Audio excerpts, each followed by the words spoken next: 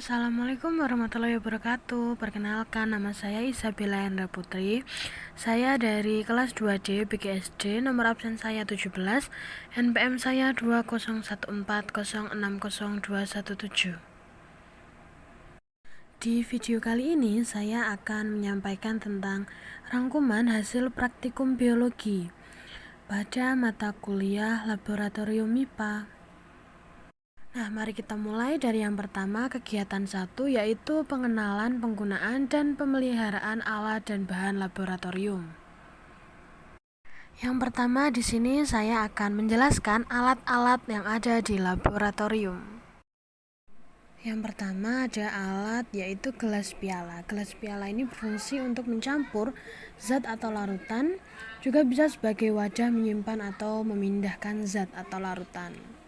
Kemudian di sini ada yang kedua yaitu cawan Petri, digunakan sebagai tempat sediaan atau medium dalam perkembangbiakan bakteri atau jamur. Kemudian selanjutnya ada tabung Erlenmeyer, berfungsi untuk mereaksikan zat atau larutan. Kemudian yang keempat ada gelas arloji, sebagai menampung bahan padat ketika menimbang dengan neraca. Kemudian yang kelima adalah butakar, untuk meletakkan campuran larutan atau zat. Selanjutnya ada gelas ukur, berfungsi untuk mengukur zat atau larutan sebelum direaksikan. Kemudian selanjutnya ada respirometer, berfungsi sebagai alat mengukur laju pernafasan makhluk hidup. Selanjutnya ada tabung reaksi, untuk mereaksikan zat atau larutan tertentu. Kemudian juga bisa untuk menampung bahan praktikum. Kemudian yang kesembilan ada plat tetes, atau berfungsi sebagai tempat untuk menguji makanan. Selanjutnya ada rak tabung reaksi, digunakan sebagai wadah tabung reaksi. Kemudian selanjutnya ada spatula, berfungsi untuk mengambil zat padat atau semi padat, serbuk, bisa juga untuk mengaduk larutan. Berikutnya ada mortar dan bistil, digunakan untuk menghaluskan bahan praktikum. Kemudian ada jangka sorong, digunakan untuk mengukur skala terkecil, seperti mengukur diameter dalam, mengukur diameter luar, juga mengukur kedalaman benda. Kemudian selanjutnya ada kaca benda, digunakan untuk meletakkan benda-benda mikroskopis pada mikroskop. Kemudian selanjutnya ada kaca penutup, digunakan untuk menutup kaca benda. Selanjutnya ada mikrometer skop, berfungsi untuk mengukur ketebalan suatu benda. Selanjutnya ada pipet tetes, digunakan untuk memudahkan atau memindahkan cairan dengan secara tetesan. Kemudian selanjutnya ada kawat kasa, digunakan untuk menyalurkan panas atau untuk menahan panas dari bunsen atau lampu spiritus. Nah, ini kemudian ada tripod atau kaki tiga, ini digunakan untuk menyangga kawat kasa. Kemudian selanjutnya ada bunsen atau lampu spiritus, untuk memanaskan bahan praktikum, atau kegunaannya ini mirip dengan kompor.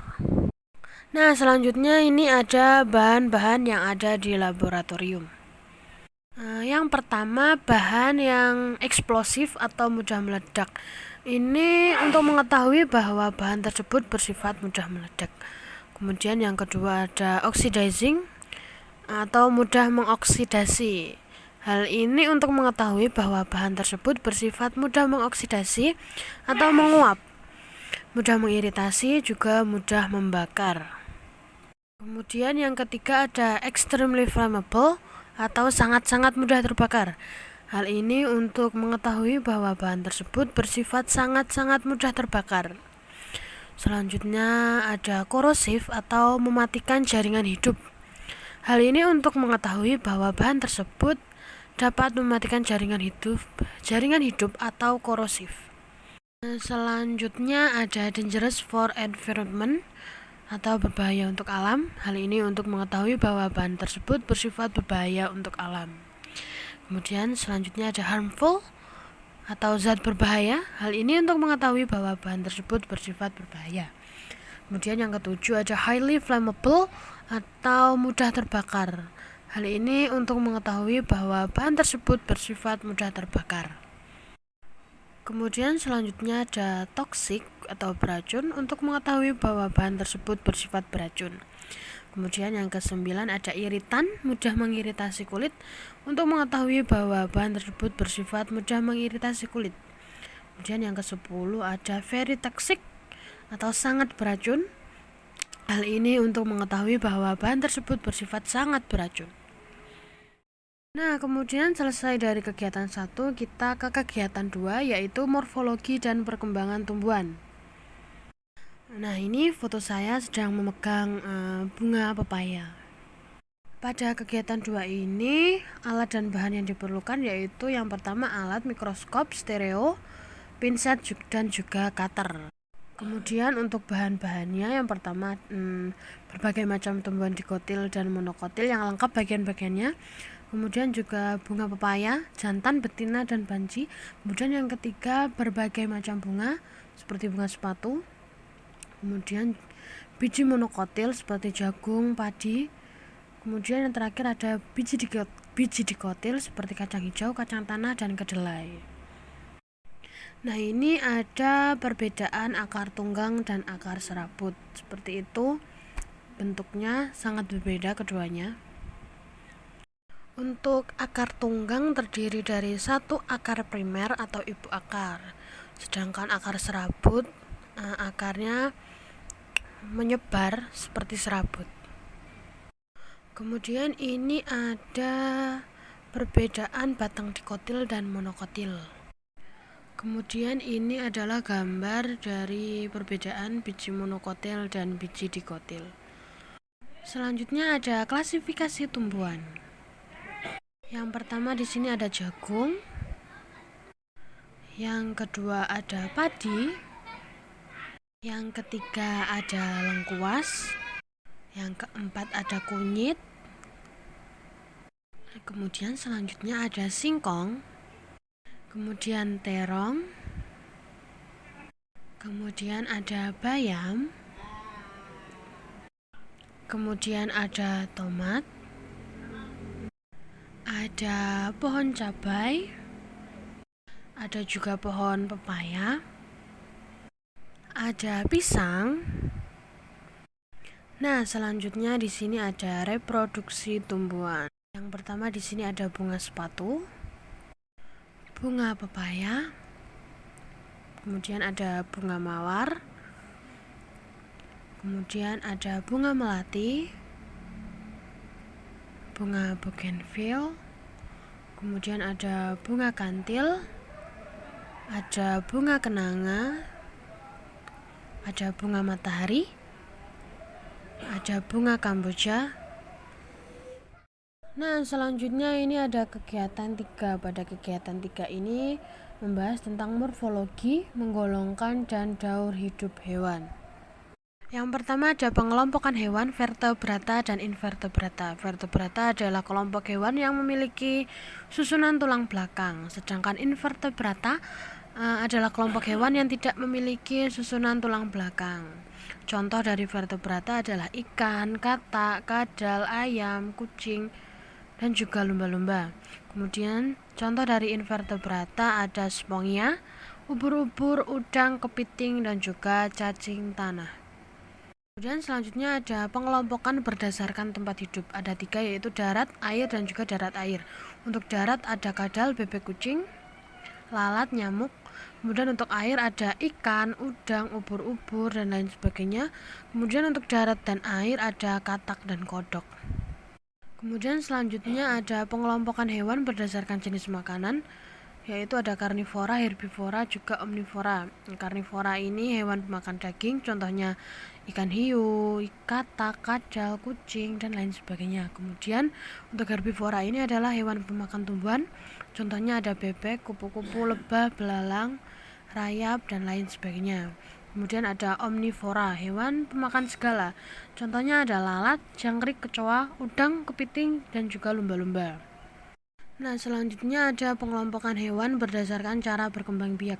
Ada ovipar, vivipar, dan juga ovovivipar. Untuk ovipar adalah hewan yang berkembang biak dengan cara bertelur. Contohnya ada ikan, katak, bebek, lalat, dan juga lain sebagainya. Untuk vivipar adalah hewan yang berkembang biak dengan cara melahirkan. Contohnya ada kucing, lumba-lumba, kambing, sapi, kuda, anjing, dan lain sebagainya. Untuk ovovivipar sendiri adalah hewan yang berkembang biak dengan cara bertelur dan melahirkan. Contohnya ada kadal dan ular. Nah, kemudian selanjutnya ada pengelompokan hewan berdasarkan penutup tubuh. Yang pertama, sisik-sisik itu contohnya ikan, buaya, ular. Kemudian ada kulit, yaitu katak, kadal, cacing. Kemudian untuk penutup kulit bulu ada bebek, ayam, burung, dan lain sebagainya. Kemudian ada penutup tubuh rambut, yaitu kucing, anjing, dan lain-lain. Kemudian ada penutup tubuh cangkang, yaitu udang dan kepiting. Ada pengelompokan berdasarkan siklus hidup hewan. Yang pertama ada metamorfosis sempurna, ada katak, kupu-kupu, nyamuk, lalat, lebah, dan juga kumbang. Kemudian ada metamorfosis tidak sempurna, ada belalang, jangkrik, kecoa, capung, dan juga rayap. Kemudian ada hewan yang tidak bermetamorfosis, yaitu ikan, kadal, bebek, kucing, anjing, sapi, dan lain sebagainya. Nah, ini ada gambar siklus hidup lebah. Selanjutnya ini ada gambar siklus hidup rayap. Nah, selanjutnya pada kegiatan 4 ini membahas tentang sistem gerak pasif dan aktif. Nah, ini ada foto kerangka tulang manusia dan juga otot-otot manusia. Nah, sistem gerak manusia terdiri dari dua, yaitu gerak aktif dan gerak pasif. Gerak aktif adalah sistem gerak yang disebut juga dengan otot karena dapat memanjang dan memendek sehingga memungkinkan terjadinya gerakan. Kemudian gerak pasif dinamakan rangka. Sistem rangka terdiri dari atas susunan tulang-tulang.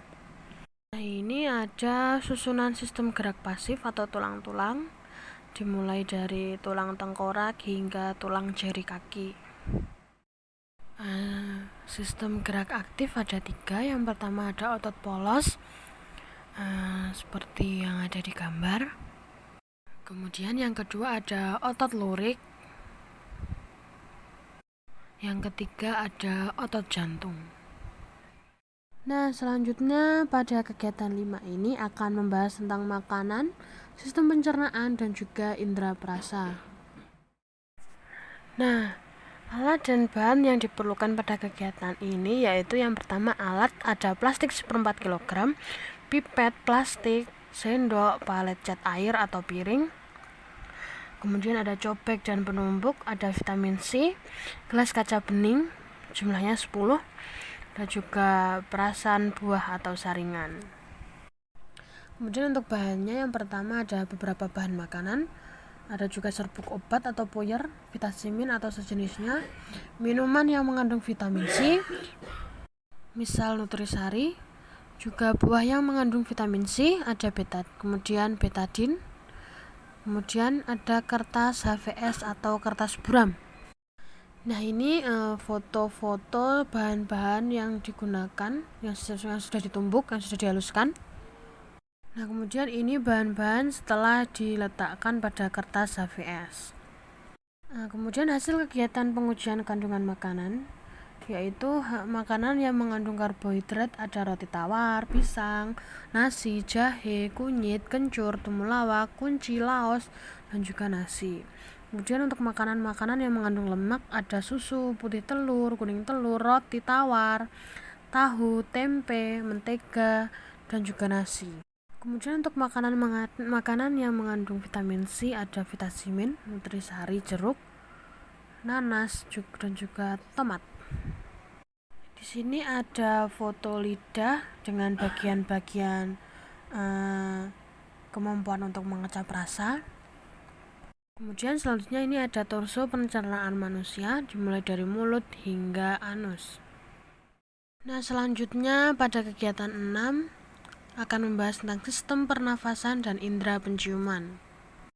Di sini ada foto sistem respirasi manusia, dimulai dari rongga hidung dan rongga mulut, kemudian hingga diafragma.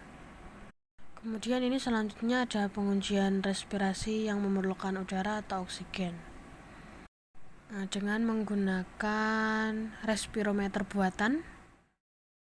Kemudian selanjutnya ada kegiatan proses respirasi yang menghasilkan CO2. Hasilnya yaitu air kapur yang ditiup dengan sedotan warnanya menjadi keruh. Hal tersebut membuktikan bahwa adanya karbon dioksida yang dilepaskan saat nafas dihembuskan. Nah, keruhnya air merupakan akibat reaksi dari karbon dioksida dengan air kapur sehingga membentuk endapan kalsium karbonat. Nah, selanjutnya ini ada menguji kepekaan hidung. Ada bahan bawang merah, bawang putih, jahe, dan kunyit. Semua bahan di sini dicium dengan benar atau ditebak dengan benar oleh praktikan, karena setiap bahan memiliki bau yang khas sehingga tebakan penciuman ditebak dengan benar semua. Kesimpulan dari kegiatan 6 adalah yang pertama, sistem pernapasan manusia meliputi rongga hidung dan rongga mulut, kemudian faring, trakea, bronkus, bronkiolus, alveolus, dan juga diafragma. Kemudian yang kedua, proses respirasi membutuhkan udara atau oksigen dan menghasilkan karbon dioksida. Kemudian yang ketiga, selain menjadi organ pernapasan, hidung juga sebagai alat pembau. Sekian rangkuman hasil praktikum biologi dari saya. Jika ada kurang lebihnya, saya mohon maaf. Wassalamualaikum warahmatullahi wabarakatuh.